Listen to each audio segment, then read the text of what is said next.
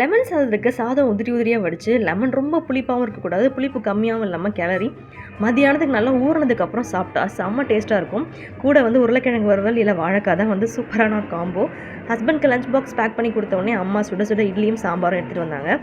நிறைய பேர் தோசை லவராக தான் இருப்பீங்கன்னு நினைக்கிறேன். பட் எனக்கு இட்லி தாங்க. சாஃப்டாக இட்லி செஞ்சு அது மேலே சாம்பார் ஊற்றி ஊற வச்சு சாப்பிட்ற அந்த சுகமே தனி தான். ரொம்ப நாளாகவே இந்த மாதிரி ஒரு போர்டு வாங்கணும் அப்படின்னு ஆசைப்பட்டேன். ஏன்னா நம்ம நிறைய திங்ஸ் வந்து டைரியில் நோட் பண்ணுவோம், இல்லை ஃபோனில் நோட் பண்ணுவோம். அதை ஓப்பன் பண்ணும்போது தான் நமக்கு ஞாபகம் வரும் இல்லையா?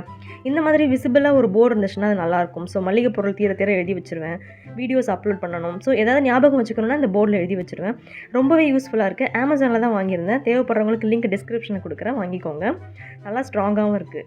நாளைக்கு வெள்ளிக்கிழமைன்றதுனால அம்மா வந்து சாம்பல், சோப்பு, அப்புறம் லெமன்லாம் போட்டு விளக்கு பாத்திரம் வாஷ் பண்ணிகிட்டு இருந்தாங்க. அவங்க வாஷ் பண்ணாலே பல ஆகிடும். முக்கியமான டிப், ஃபைனலாக மினரல் வாட்டர் நம்ம வாஷ் பண்ணி வச்சுட்டா அடுத்த வெள்ளிக்கிழமை வரைக்குமே கருக்காமல் நல்லா சூப்பராக பலன்னு இருக்கும்.